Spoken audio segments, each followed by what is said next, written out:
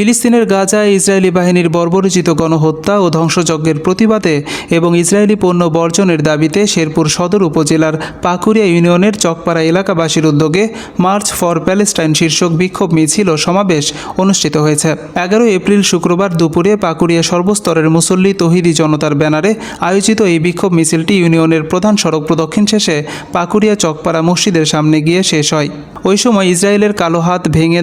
দাও, ফিলিস্তিন জিন্দাবাদ, ফিলিস্তিন জিন্দাবাদ, ইসরায়েলি পণ্য বয়কট বয়কট, নারায়ে তাকবীর, আল্লাহু আকবার সহ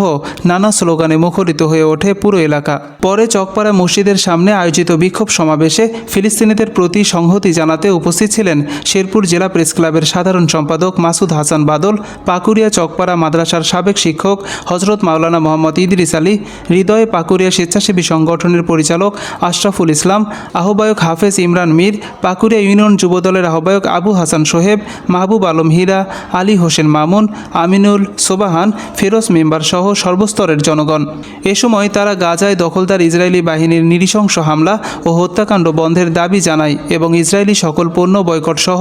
অবিলম্বে গণহত্যা বন্ধে সকল মুসলিম জনতাকে এক হওয়ার আহ্বান জানান।